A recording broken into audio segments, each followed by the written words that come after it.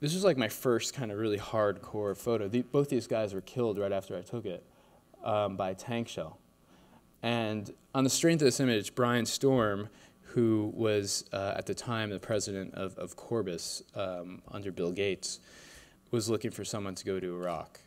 And the photographer who was supposed to go was Israeli, and the Kuwaitis wouldn't let him deploy with the soldiers to go in. So last minute, they were looking for someone. I walked into the office that day looking for an office job, and I showed him these images, and he was like, so how do you feel about going to Iraq? And on like the first day, I went to sleep in my tent, and a U.S. soldier who was disgruntled, who didn't want to go to war, who wasn't liked by people, was just grumpy guy, decided to throw 3 grenades into the tent I was sleeping in. Everyone was hit by shrapnel except me. So when I made this image, and this is of Major Gregory Stone, who was an Air Force major, who's the only person killed in this attack. But this was the actual first dead body in the first kind of gun battle I had ever seen. And this is in Abu Ghraib before it became an American prison. This is like really like 2 days after the war ended. This family of 20 men went out to find their 5 brothers and cousins who had been killed by Saddam Hussein and buried in a mass grave in Abu Ghraib. And they had like little numbered tags. And they exhumed these guys, and these guys just started weeping. And when I was photographing this, when the camera was up against my eye, no effect. The minute I put the camera down to like look at the pictures and then become part of the scene, I started crying too. And it really kind of made concrete this idea to me that the camera takes you out of the place that you're in. And anytime I take the picture, I'm always taking myself out of it. And it's so hard to get that emotion, to bring it back to people here, so that people at home, my audience, so they can feel it. Now this is probably like artistically the most important image for me, just because I took this image while driving a car using someone else's lens on my camera, and it was a couple of days after President Bush's declaration that the war had ended. It's so ambiguous. Like, what's happening? Is that guy being hanged? Is he jumping? Like, what's happening there? But the aesthetics of it, anyone who ever saw that would be like, what is going on there? And they would intellectually take a step closer to the image.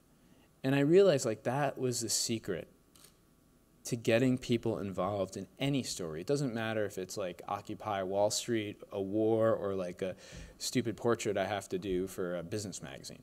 Sometimes my images report the news and they tell a story, but sometimes they actually do a good thing. I was with a soldier, and he actually has no memory of that day. And I ended up, all the photographs I took of him getting injured and surviving and being treated and evacuated, like I ended up sending his family all these images, and they helped rebuild his memory of that day. These are bodies. These are all bodies, like almost fossilized bodies that were found in these mass graves after the war in the south and the Shiite areas of Iraq. Hundreds and thousands of just executed people who rose up against Saddam Hussein when the U.S. said we would support them, and then we didn't. There's a woman looking at a suicide bombing in Baghdad.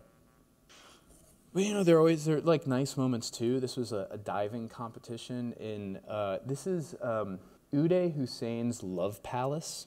He had a palace that he brought women to.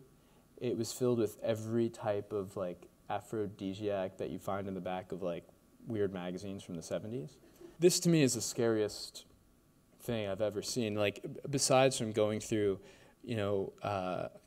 bombs and gun battles, like this man survived an explosion, a suicide bomb explosion in Baghdad, but the concussive force took out both his eyes. This is like the most hopeful thing I saw in a way. This is a meeting of like Sunni Al-Qaeda sympathizers and Shiite Mahdi army supporters meeting to have some sort of like negotiation in certain provinces, like how they could get along. I was there with like 3 U.S. soldiers, but it was really, really weird. Like, either one would have killed us by themselves, but I think that because they were together, they couldn't claim who would be responsible for kidnapping us. So he could go to jail for sunbathing. it's actually illegal for a soldier to sunbathe in Iraq or Afghanistan, because if you get a sunburn, you can't wear your uniform, and then you're not fit for battle. A suicide blast. It was a 15-year-old boy with Down syndrome. This Al-Qaeda unit were like, we're going to kill your mother unless you become a suicide bomber. And this was at like a really peaceful protest. People were playing music, and this bomb went off. The problem wasn't the bomb necessarily itself. This was in like a kind of public area. And on each side of all these buildings were different militia groups, because Kirkuk is split up between the Kurds, the Arabs, the Turkmen, and you also have some Christians thrown in there, and everyone has their own like armed militia.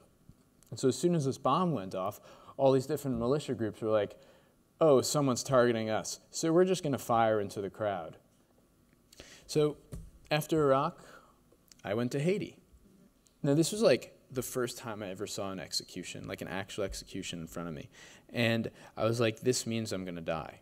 Because if you're there when someone's being executed, that's like, well, first of all, I'm seeing someone die. And then like an execution isn't like a gun battle. It's not like with two sides. It's someone sat down a person on the street and shot them in the head. And I really thought that I was next.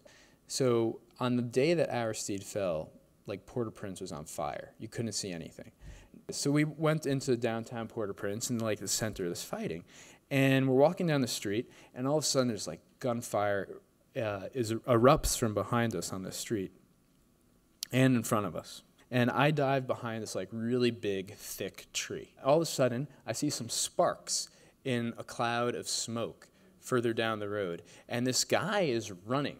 And I have this whole sequence of photographs. He's running with the machete on the ground, kicking up sparks as he goes. It's almost like a hockey stick. And I thought he was literally going to cut my head off. I shot this with like a 14mm lens. I just kept on going. I wasn't even looking through the viewfinder. I was just shooting. I was like, he's going to chop my head off. And then he ran right past me into another cloud of smoke, and the gunfire stopped. And I have no idea what that guy was doing or what he did to the guys shooting at us.